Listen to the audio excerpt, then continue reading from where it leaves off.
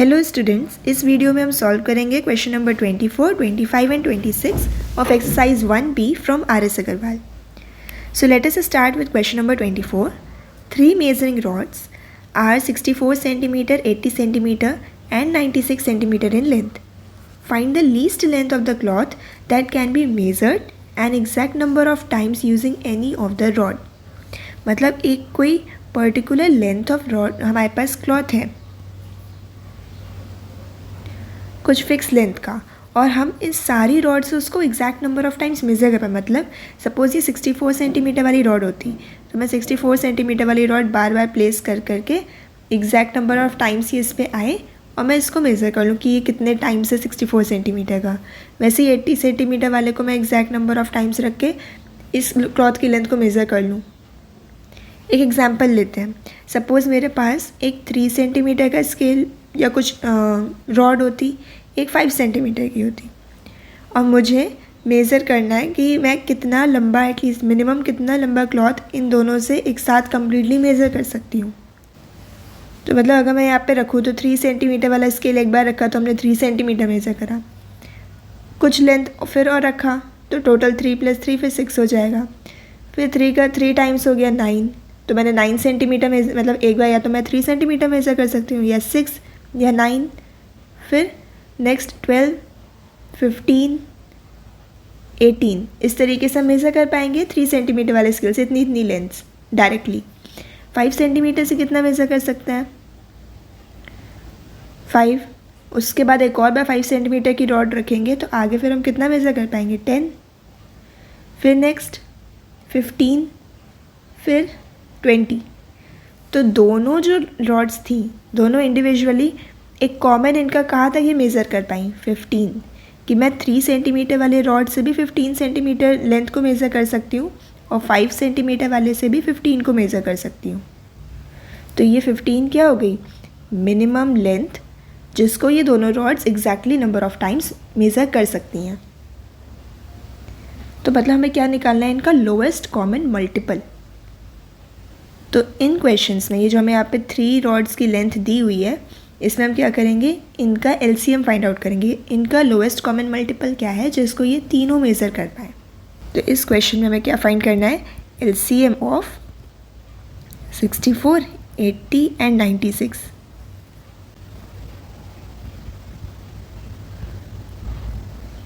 बस अब LCM find out कर लेंगे.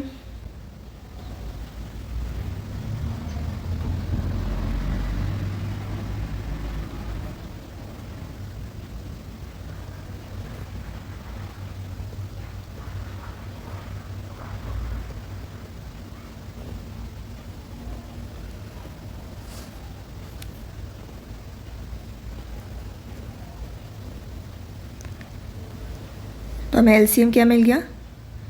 2 × 2 × 3 × 5. अब इसको मल्टीप्लाई कर लेंगे एंड मल्टीप्लाई करने के बाद हमें आंसर मिल जाएगा 960 सेंटीमीटर. यूनिट का ध्यान रखना, सेंटीमीटर यूनिट दिए तो हम यूनिट के साथ लिखेंगे आंसर को. मीटर में कन्वर्ट करना चाहो तो मीटर में कर लो, 100 से डिवाइड कर लेंगे तो 9.6 मीटर.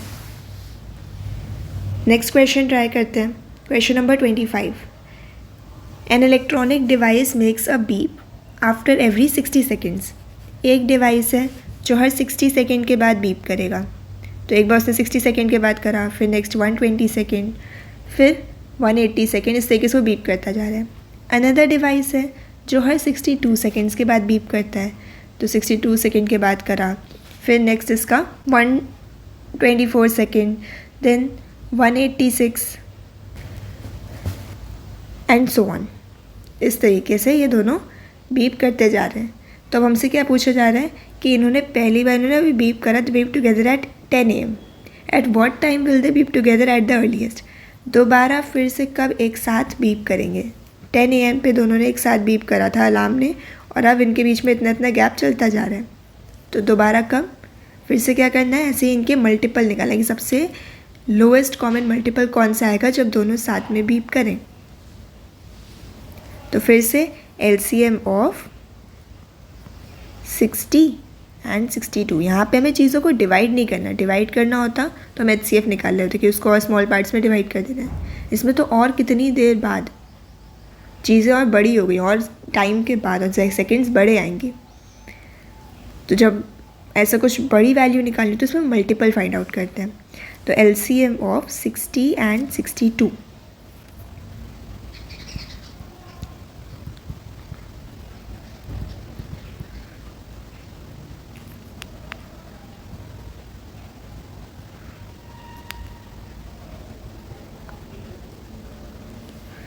तो LCM यहाँ पे क्या हो गया, 2 × 2 × 3 × 5 × 31।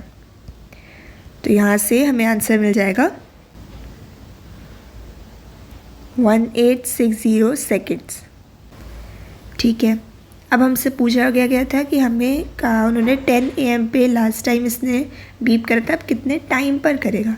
तो हमें इतना तो पता है 10 AM के बाद इतने सेकेंड्स के बाद वो करने वाला है, 10 AM के इतने सेकेंड बाद वो बीप करेगा।